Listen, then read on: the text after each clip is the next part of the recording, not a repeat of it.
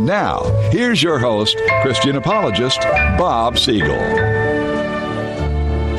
And this is Bob Siegel. So, you'd like to believe in God, but you think it's wrong for Christians and other conservatives to be so hard on the religion of Islam. Oh, sure, the terrorist attacks are coming in the name of Islam, but the terrorists aren't attacking because of the Quran. They are attacking because of America's support of Israel. And Israel is guilty of illegally occupying the poor Palestinians. You're wrong, my friend, so wrong that I am in the midst of a radio series just to show you how wrong you are, although you are probably saying this and thinking this sincerely, so I should give you a little bit of a break. The viewpoint expressed on this program is seldom expressed anywhere, so I can't blame you. Welcome to part 4 in my series about Israel. If you missed parts 1 through 3, they are posted to my website, so you can catch up at any time. And when we left off last week, I was in the midst of showing how Israel's war is becoming our war. Yes, jihadists do blame Israel and America, but not for the reasons people think. The real objection has to do with our freedom and independence. They reject any civilization that will not accept Sharia law, be it Israel, America, or all of Europe. For this reason, we are in the middle of a war, whether we admit it or not. We can refrain from officially declaring war. It doesn't matter. Radical Islam has declared war on us. Yes, Israel's war is our war. If the war was only about armies and weapons, we would win in a heartbeat. Unfortunately, this is also a war of ideas, and on that front, we are losing, hands down.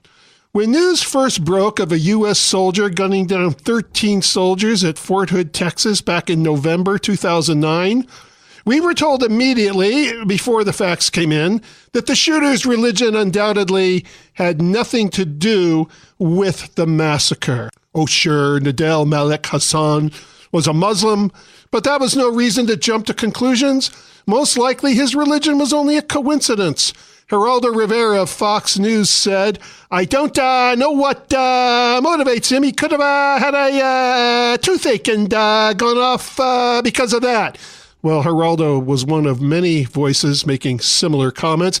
Next, we learned that Hassan shouted Allah Akbar while doing the shootings. But at that time, we were gently reminded that this was a disturbed man dealing with post-traumatic stress disorder, a common condition to people who have been on the battlefield, even though, as of yet, Hassan had not been on the battlefield. Didn't matter. As an army psychologist, he spoke to many who had, and this affected him. Yes, you heard me correctly. A psychologist who was unable, supposedly, to avoid his own traumatic stress. But that's not all his psychological expertise offered the army. It turned out that during Hassan's military career, he openly called for Muslims to refuse to fight for America because of unjust U.S. foreign policies. Many rushed in on schedule with parallel commentary that went something like this. Yes, but Hassan has been ridiculed by fellow soldiers for being a Muslim, and we must take this into consideration. Remember as well that most Muslims are very peaceful. Well, more information continued to pour in. Hassan wrote blogs that glorified suicide bombers and gave a PowerPoint presentation in the army where he said, we love death more than you love life. He also said non-believers should be beheaded. Asked how such an individual could have remained in the army after those proclamations, General George W. Casey promised it was being looked into. He then went on to say, our diversity, not only in our army, but in our country, is a strength. And as horrific as this tragedy was, if our diversity becomes a casualty, I think that's worse. Ladies and gentlemen, I never thought the day would come when such gibberish would fall from the lips of a U.S. general. Losing diversity would be a worse tragedy than seeing 13 American soldiers gunned down inside their own fort by a fellow soldier. Just what kind of diversity is General Casey thinking about? Certainly not diversity of opinion. Apparently, the opinion that Hassan's Islamic teachings should be confronted was an opinion that did not pass the politically correct litmus test. How nice to see our military become yet one more platform for social engineering. Throughout the daily news reports, constantly morphing into deeper revelation, we were admonished that even if Islam were found to be the motivating factor, we still cannot call this terrorism because Nidal Hasan was not connected to Al-Qaeda. Well, that must have been a great comfort to the families of his victims. Oh, our son's murderer wasn't involved with Al-Qaeda? What a relief. Finally, we discovered that Hasan had indeed corresponded with Al-Qaeda. In the face of this news, Chris Matthews of MSNBC offered the topper of them all, a Pulitzer Prize caliber comment. That's not a crime to call up Al-Qaeda, is it? Now, admittedly, Matthews' comment sounds so outrageous, we should do him the service of placing it back in proper context. Here's the context. How do we know when someone like Hasan is going to make his move, and do we know he's an Islamicist until he's made his move? He makes a phone call or whatever, according to Reuters right now. Apparently, he tried to contact Al-Qaeda. Is that the point at which you say this guy is dangerous? That's not a crime to call up Al-Qaeda, is it? Is it? I mean, where do you stop the guy? Brilliant question. Why should our government take some kind of proactive step toward getting to the bottom of a guy who contacted a terrorist organization? Well said, Matthews. There was a time when we considered it an act of humility to appraise one's education and say, and you've heard this familiar saying, the more I learn, the more I realize how little I know. I believe in that saying, but with so much of our mainstream journalism hijacked by political correctness, it seems the more they learn, the more they decide how little they want to know. Many of them do not seem to want to know that there's any real danger from Muslim extremists, perhaps because such truth takes them away from the real crusade against conservative extremists. The Obama administration finally dubbed the attack workplace violence. This meant that the soldiers who fell that day did not even qualify for Purple Hearts. Eventually, Purple Hearts were finally awarded, but not until many years later in 2015, as a result of a new law from Congress spearheaded by Senator Ted Cruz, which broadened the eligibility of Purple Hearts in cases where, quote unquote, the individual or entity was in communication with the foreign terrorist organization before the attack, or the attack was inspired or motivated by the foreign terrorist organization. Today, Nidal Malak Hasan's religious motivations are no longer being denied, although many in the media, in the military, and in the government will still go out of their way to explain that it has nothing to do with authentic Islam. Meanwhile, we continue to argue about whether or not this was technically a terrorist attack. A crime? Certainly. A murder? Sure. But a terrorist attack? Well, maybe, but let's be careful here. Truth be told, the term terrorist is too general anyway, because we are not at war with all terrorists. There are many kinds of terrorists with many kinds of causes. But the term Al-Qaeda or ISIS is too specific, because there are many Muslim terrorist organizations who have declared war on America besides Al-Qaeda and ISIS. Now, before you clutch your chest, yes, I agree the term Muslim is also too general because, once again, there are many peaceful Muslims and many loyal Muslim American citizens. But we must still avoid the politically correct claptrap that these terrorists do not represent any wing of Islam at all. Properly defining our enemies is important not only for those who deserve Purple Hearts, but for a country that hopefully will not need to award too many future Purple Hearts. It is difficult to rally against an enemy who is not clearly pointed out. When we fought against the Germans in World War II, any thinking person realized that not all Germans were Nazis. But we were still at war with Germany. Calling the country Nazi Germany may have helped to distinguish it from a friendlier Germany of the past, but we were still able to use the words German and Nazi in one sentence. With that in mind, the most honest term for our present war, fair to all parties, would be militant Islam, or perhaps fundamentalist Islam. But don't be surprised if new attacks against Americans are credited to people who were merely a band of brothers sincerely opposed to Western values. That's too long. How about Western Challenged for short? Whatever the title, one thing is clear: militant Islam is not the primary problem. Its battered wife enabler political correctness is the problem. Because of political correctness, we are not only failing our own servicemen and servicewomen, we are also forfeiting our leadership around the world. As a result, Europe, too, is getting swept up in this unadmitted war. In 2004, Dutch film director Theo van Gogh was murdered by a Muslim for daring to make a movie about Islamic violence.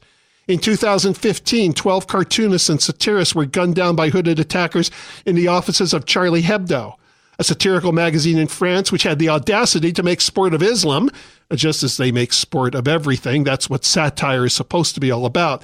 Similar to the Fort Hood incident, the killers burst into the magazine offices shouting Allah Akbar. They did it to avenge their prophet. They were offended by cartoons of Muhammad. On the heels of the massacre, President Obama, a master of bad timing, released more Islamic prisoners from Guantanamo Bay. He did it even though it had been proven that many of these unshackled inmates returned promptly to their Islamist terrorist cause. Asked about the timing, the White House explained that Guantanamo only inspires more terrorism. Guantanamo Bay is the inspiration of Islamic terror? Really? The White House became infamously known for its refusal to articulate the actual phrase Islamic terrorist, opting for the more general designation violent extremist. But the president was in good company. Pope Francis also weighed in on the subject. He denounced the Paris shootings, but he did not take a stand for free speech in the process. He said, you can't provoke, you can't insult the faith of others, you can't make fun of faith. Pope Francis also said everyone has not only the freedom and the right, but the obligation to say what he thinks for the common good. We have the right to have this freedom openly without offending. Oh, I see, without offending. I guess that means no satire. As a matter of fact, that also means holding back the truth, because frankly, when people speak against the truth or for the truth, and they speak the truth about the Quran, it offends an awful lot of Muslims.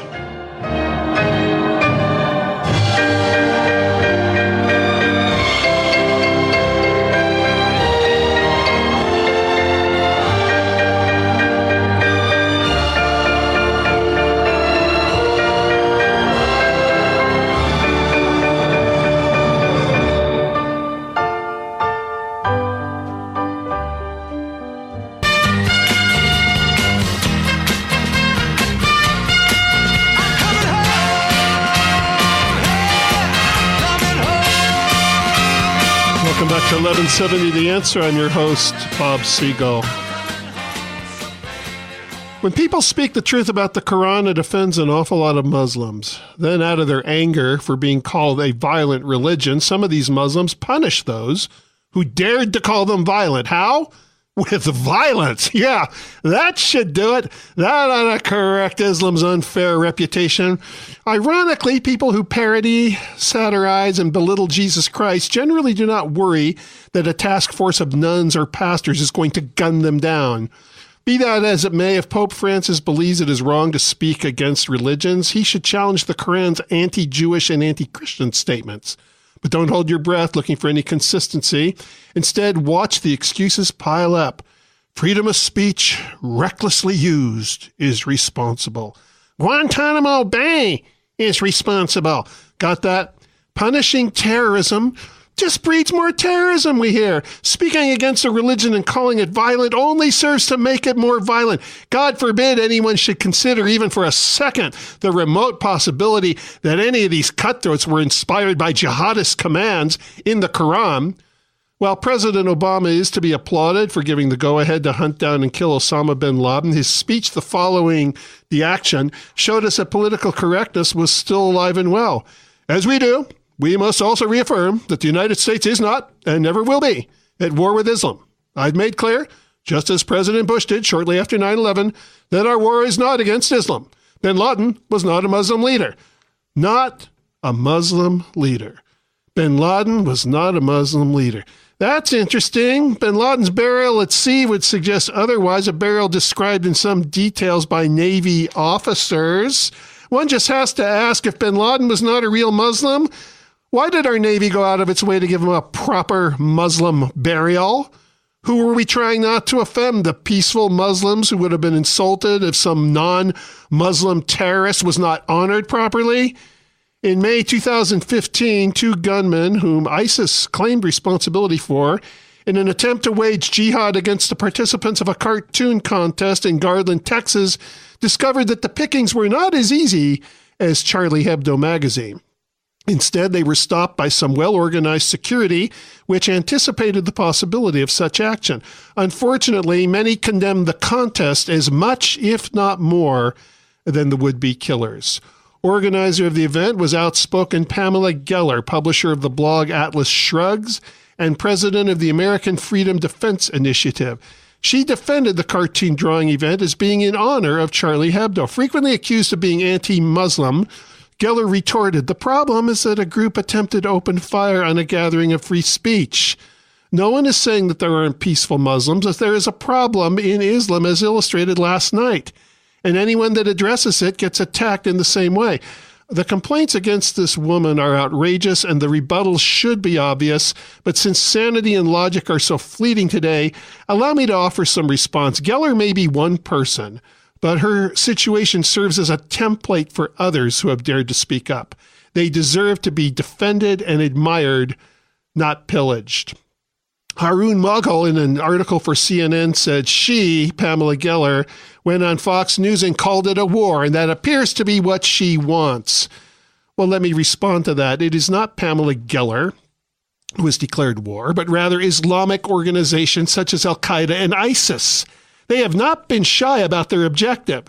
New Day host Alison Camerata, while interviewing Geller, said there was a fine line between freedom of speech and being intentionally incendiary and provocative. Oh yeah, well, the whole idea behind our First Amendment was to protect offensive speech. Offensive speech. If all speech was going to be friendly and benign, we would need no legal protections. And while we're on the subject of being incendiary and provocative, keep in mind that this event was designed as a reaction against the incendiary and provocative threats coming our way from jihadists, particularly their ruthless murders of many staff people at Charlie Hebdo. It was a time for courageous people to come together in solidarity, letting the world know that we will not be intimidated. The Huffington Post pronounces Geller as guilty of Islamophobia. Ladies and gentlemen, phobia simply means fear. And fear is a neutral word. The appropriateness or inappropriateness of fear depends on the situation. If jihadists have declared war on the United States and the rest of Western civilization, perhaps some sobering fear is warranted.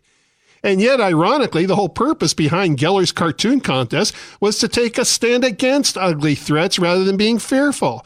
But if you're waiting for Geller to be called Islamo-courageous, don't hold your breath. The Southern Poverty Law Center weighed in. The Southern Poverty Law Center always weighs in. They put Geller on a list of hate groups. Surprise, surprise. Once again, we are dealing with a neutral word. Some things deserve to be hated. After all, would not SPLC be the first to say that they hate racism, that they hate bigotry? Well, Geller hates murderers who gun people down for drawing cartoons. These same murderers are operating out of their own hatred and bigotry. And then, according to the Washington Post, some Muslims in Garland, Texas, called this event blasphemous.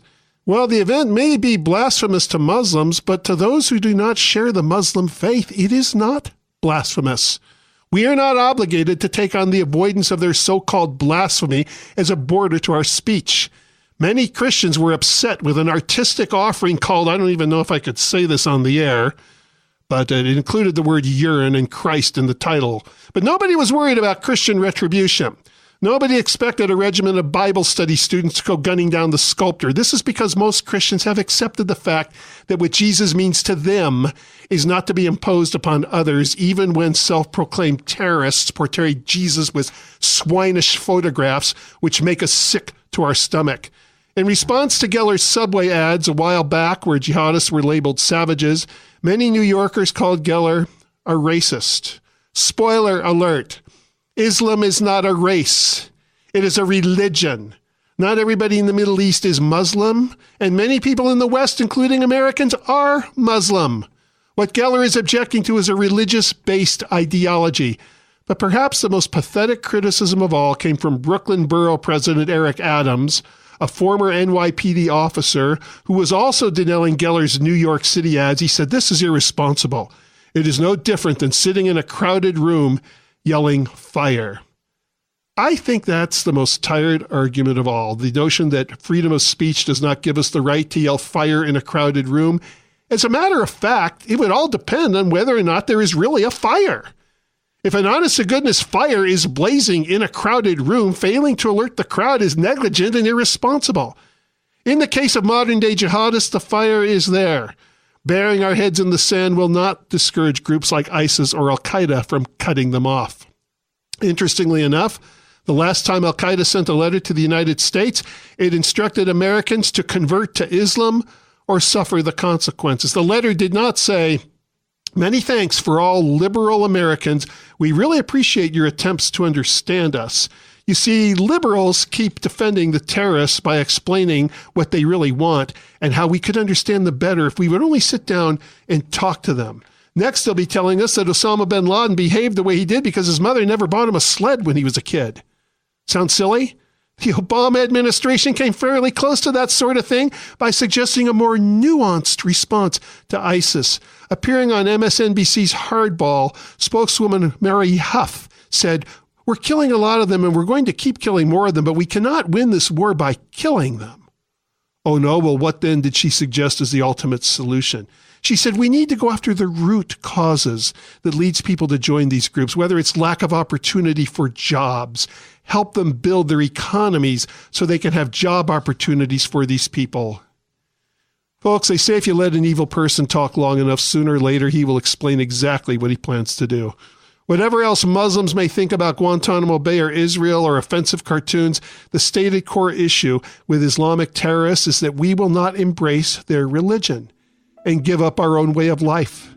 Their plan to solve this so-called problem has been going on now for many years. You can call it what you wish, but it already came with a name: war. Let the terrorists speak for themselves once in a while.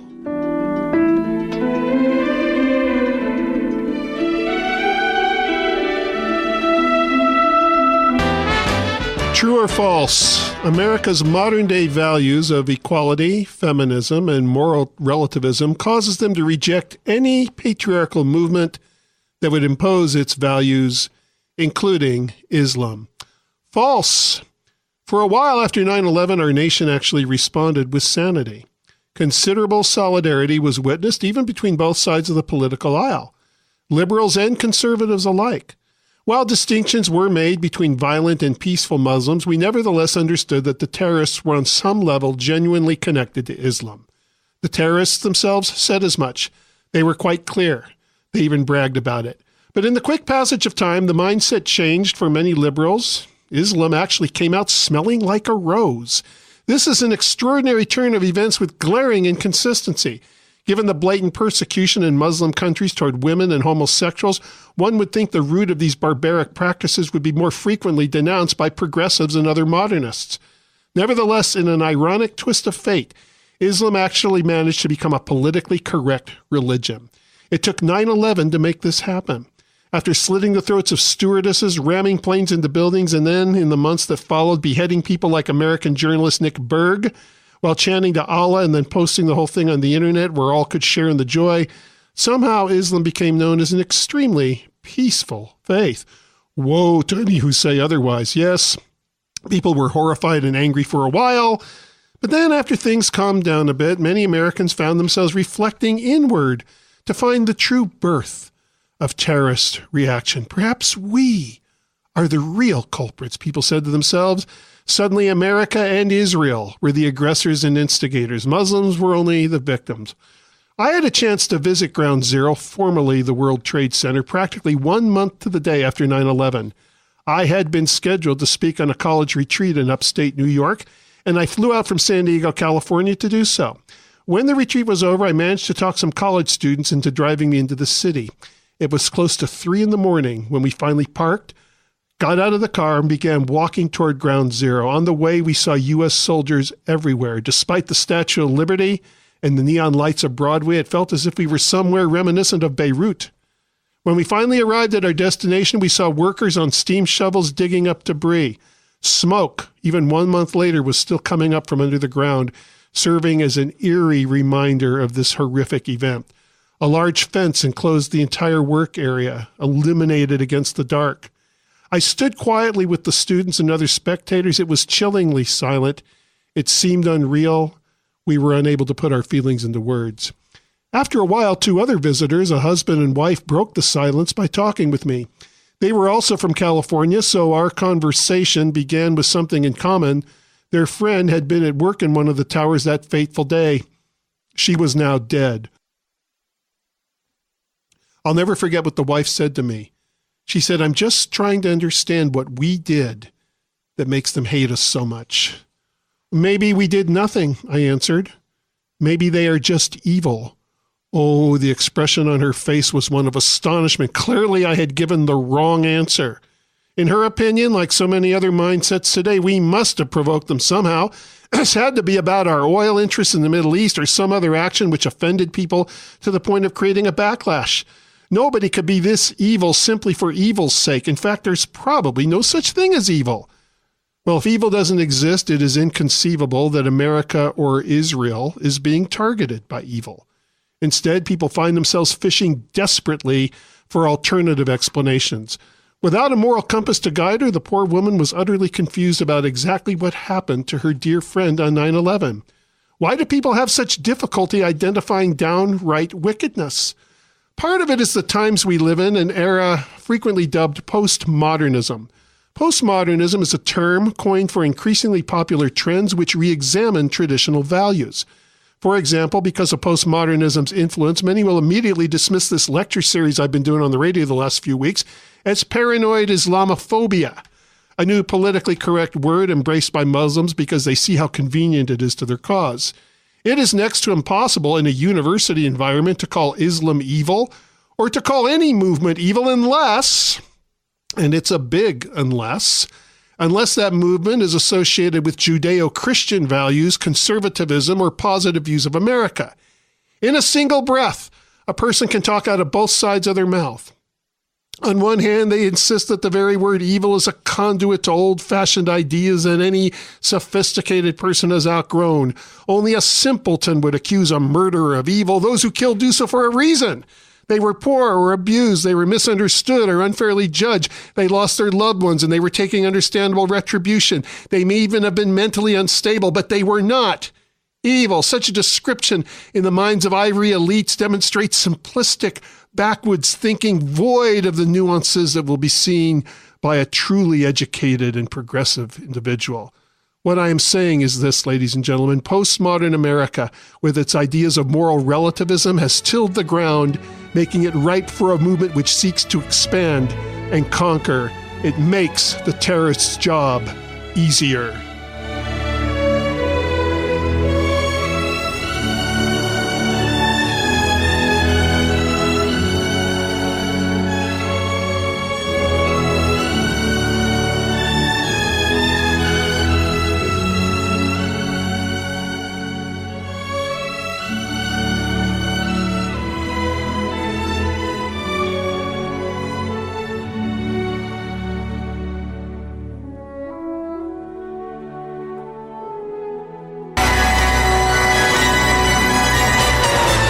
Although their philosophies are different as night and day, radical Islam and postmodernism are involved in a strange, dangerous partnership. A partnership unconscious to the gullible postmodernists, a partnership being exploited by Muslim fanatics. Paradoxically, these same people will blame old-fashioned Judeo-Christian values for many of the evils in the world without noticing how they themselves use or refuse the word evil, depending on the topic du jour. In my religious discussions at universities, I encounter moral relativists quite frequently. Sooner or later in our conversation, they express concern about religious hypocrisy. I always ask, are you morally outraged by religious hypocrisy? When they answer with a yes, I say, well, how can that be if there's really no such thing as universal morals? And while Islam was once included on the list of religious hypocrisies, today it gets a pass, usually by people who understand nothing about it. The defense of Islam is a birthchild of postmodernism and political correctness. The attack against Bible believers is another birthchild of political correctness. College professors derail Christianity at every opportunity, but everything they hate about the Bible, and I mean everything they hate about the Bible, is also found in the Quran. What religious doctrines do college students absolutely despise today? Hell? The Quran talks about hell. In fact, the Quran describes hell more graphically than the Bible. Here, Surah 4, he that disobeys the apostle after our guidance has been revealed to him and follows a path other than that of the faithful shall be given what he has chosen. We will consign him to hell, a dismal end. Another one from Surah 4. Those who have denied our apostle shall realize the truth hereafter, when with chains and shackles around their necks they shall be dragged through scalding water and burnt in the fires of hell. Well, how about Surah 5? As for those who disbelieve and deny our revelations, they are heirs of hell. How about the role of women in religion, or the submission of women to men in religion? The Bible is also often accused of chauvinism, falsely I should say, and yet the Quran really does say demeaning things about women. Surah 4, men have authority over women because God has made one superior to the other, and because they spend their wealth to maintain them. Good women are obedient. They guard their unseen parts because God has guarded them. I would think today's feminist organizations would be up in arms over Islam's treatment of women. Phyllis Chesler, author of the book The Death of Feminism, came on my radio show as a guest way back in the year 2005. As a young woman from New York, Miss Chesler had married a man from Afghanistan in 1961. When the two of them traveled to his home country, troubles began immediately. Afghani authorities confiscated her passport, and she became a prisoner for all intents and purposes in the house of her father-in-law, who was ruling his family as kind of a modern-day patriarch. Phyllis's attempts to leave the country were refused by the U.S. Embassy. Only after coming down with hepatitis did she receive permission from her father-in-law to return to the States, and he might just as easily have not given permission. Understandably, this experience inspired Chesler's embracing of the feminist movement. During her fascinating interview on my radio program, this courageous woman shared about her unsuccessful attempts to get leading feminists to denounce the treatment of women in the hands of the Taliban in Pakistan and Afghanistan. What Miss Chesler discovered was that liberals were more afraid of perception than reality. They did not want to be viewed as being pro-Bush, who happened to be the Republican president at the time I interviewed her. And this somehow meant that they could not criticize Islam. Let me put this as straightforwardly as I possibly can. If feminists cannot recognize that women are being demeaned and persecuted in Muslim countries more than anywhere else on earth, they should give up the cause. Has feminism been reduced only to a movement about the right to have an abortion or the right to a same-sex lifestyle? Do feminists not care when young girls get their fingers cut off for refusing to wear certain coverings? Is it not a human rights issue when a woman is stoned to death for marrying against her father's wishes, as we discussed last week, or ordered to drop charges of rape because the rapist agreed to marry her, as we discussed last week? One of the excuses for looking the other way with regards to the practice in Muslim countries is the nice-sounding notion of respecting other cultures. Yeah, well, respect needs to be earned from cultures or from individuals. The moment we start to think otherwise, we put our own republic at risk. It is already starting to happen. In 2010, Fox News did a story about a court's refusal to grant a restraining order out of respect from Islam. I'm reading from that story. A New Jersey family court judge's decision not to grant a restraining order to a woman who was sexually abused by her Moroccan husband and forced repeatedly to have sex with him is sounding the alarm for advocates of laws designed to ban Sharia in America. Judge Joseph Charles, in denying the restraining order to the woman after her divorce, ruled that her ex-husband felt he had behaved according to his Muslim beliefs, and that he did not have criminal desire to or intent to sexually assault his wife.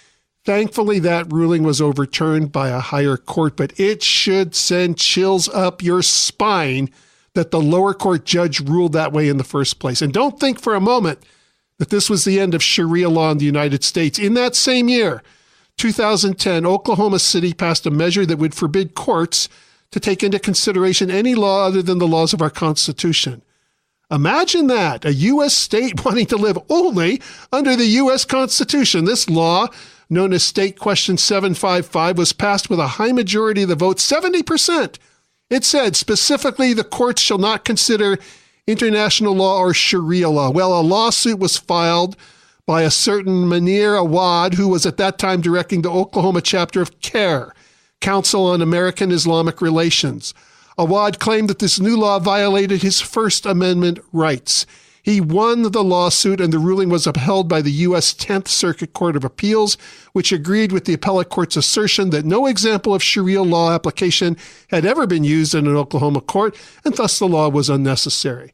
Munir Awad, in hailing the ruling, said this serves as a reminder that these anti-Sharia laws are unconstitutional, and that if politicians use fear-mongering and bigotry, the courts won't allow it to last long. Is it possible that people in Oklahoma are exhibiting genuine fear rather than manipulative fear-mongering? Could they be swimming upstream to avoid a problem before it flows through? Perhaps they heard about that Muslim gentleman in New Jersey who initially avoided a restraining order in the name of Sharia law, even though his ex-wife accused him of rape. A kind of Sharia law is also showing up in other places, according to the San Diego Union Tribune. Just recently, this April 2017, San Diego Unified School District trustees voted 4-0 to confront Islamophobia and bullying against Muslim students. Naturally, no school should tolerate bullying, but rules against bullying already exist in all public schools. When special attention is given to a particular group, there is usually an agenda attached, and the agenda is rather obvious this time. In addition to backlash about bullying, SDUSD students and administrators will highlight Muslim holidays on their calendars and teach about Islam in social studies classes. There will also be safe places at schools for Muslim students in an attempt to confront so-called Islamophobia. In the words of Stan Asian, Executive Director of Family and Community Engagement, it's more of a comprehensive program, not just a curriculum. We're looking at it from a very integrated and holistic approach.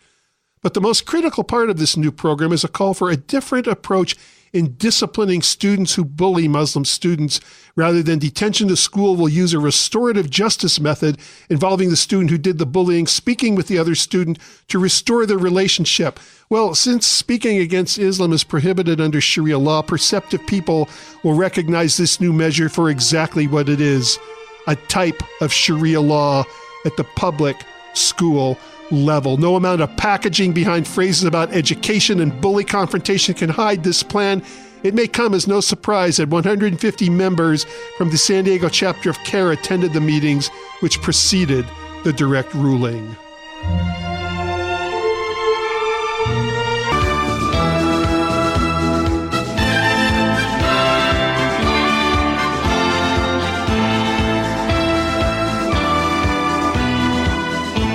We've been in the midst of a series about Israel, and you may be wondering, since it is about Israel, why I've spent so much time, the first part of this show and the latter part of last week's show, talking about the spread of radical Islam in America, in Europe. Well, there was very good reason. I wanted to remind you that Israel's struggle is becoming our struggle too. The experiences in our own country, if properly assessed, provide first-hand empathy to any who are willing to wake up. Well, moving full circle, let us return now to the relationship between militant Islam and Zionism. Keeping in mind that the religious pronouncements against Jews already quoted from the Quran and the Hadith were written many centuries before any modern-day dispute over land, we finally perceive the current conflict in the Middle East as something unrelated to the need for a separate Palestinian state. It is instead a call for Israel's complete annihilation. One obvious reason is that Israel was born from a religion other than Islam. But there is something else, something that goes beyond the command to eventually wage jihad and impose Sharia law upon all nations, and the additional agenda is a special hatred for Jews. The beloved civil rights leader Martin Luther King Jr. tried to warn us of this years ago. He tried to warn us about the relationship between anti-Zionism and anti-Semitism, a trend not limited to the Middle East, but also found amongst Americans who form opinions about the Middle East situation. Martin Luther King said, and I quote, "When people criticize Zionists, they mean Jews. You are talking about anti-Semitism." Now, while many insist that they can indeed be anti-Zionist without being anti-Semitic, the distinction is not as pronounced as one would think. Generally, where we find one, we find the other. Yes, there are people who personally have nothing against Jews and end up opposing Israel as a result of brainwashing from the media or liberal academia, but there are also some very disturbing common trends. While true beliefs are often masked, you would be surprised how easily the mask can be removed. For example, we generally won't find a Muslim on radio or TV who officially embraces terrorism, at least not in so many words. They renounce terrorism categorically, but I have found that one very simple question reveals how these so-called moderate spokesmen honestly feel. What is your opinion of the Israeli-Palestinian situation? Oh, boy, do you get a different answer then. A few years back, I had a Muslim apologist on this radio show. He renounced terrorism right at the beginning of the interview. When I asked him how he felt about Jimmy Carter encouraging Israel to make deals with Hamas, the terrorist organization elected into office by the Palestinians, I then heard a much different kind of answer. He explained that we do not have good options today in the Middle East. He also went on to say that the Israelis were every bit as much terrorists as Hamas. This kind of moral equivalency argument serves as a Freudian slip of sorts. If one sees no difference between destroying terrorist strongholds and some thug strapping on a bomb and blowing up a bus that includes innocent women and children, if one can excuse the Palestinians for putting a terrorist government into play, indeed, if one can forget that the PLO and their gangster leader Yasser Arafat basically invented terrorism as we know it today, then this person is not really renouncing terrorism.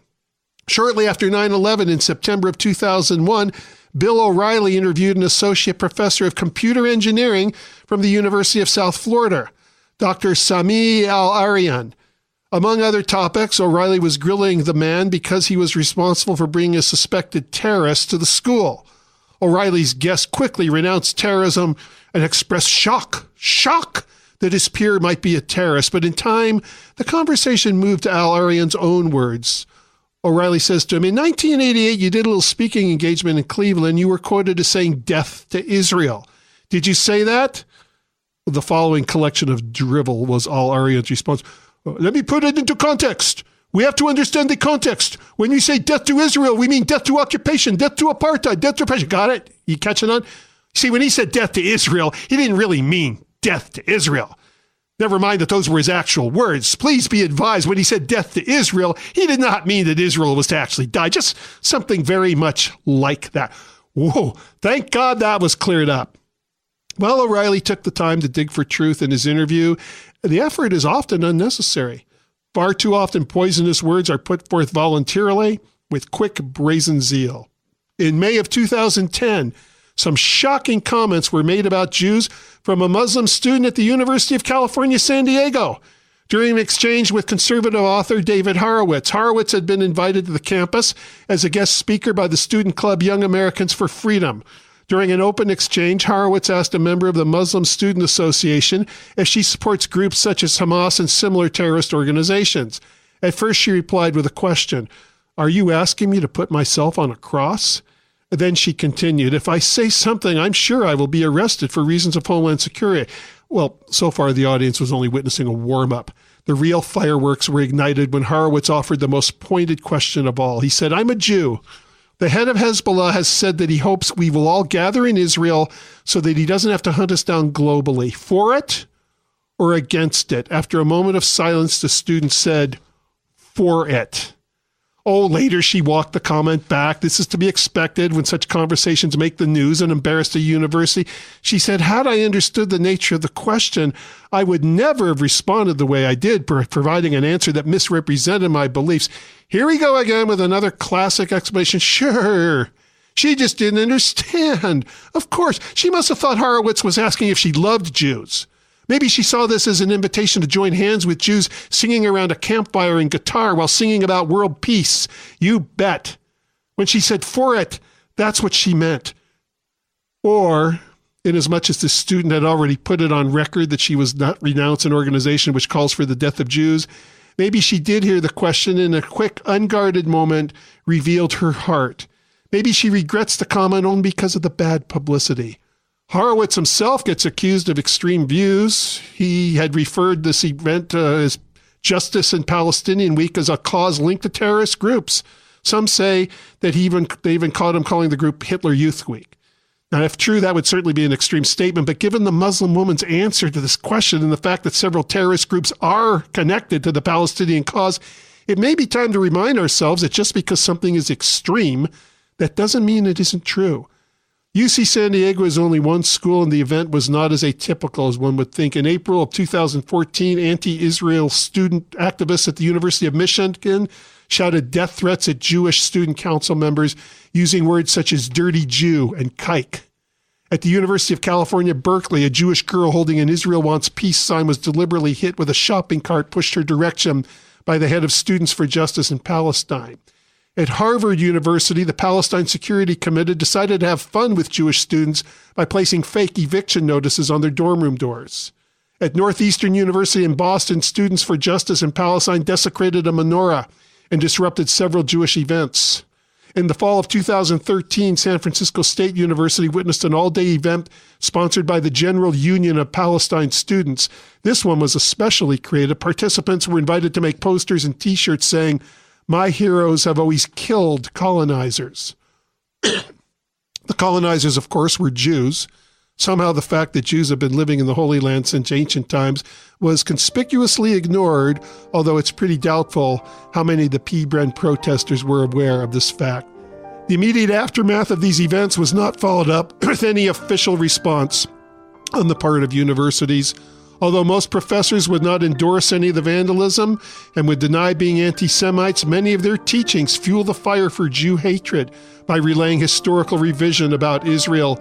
David Klein, a California State University Northridge math professor, put up web pages on the university server calling for a boycott of Israel. What that has to do with teaching math is anybody's guess. We will do more in our series on Israel.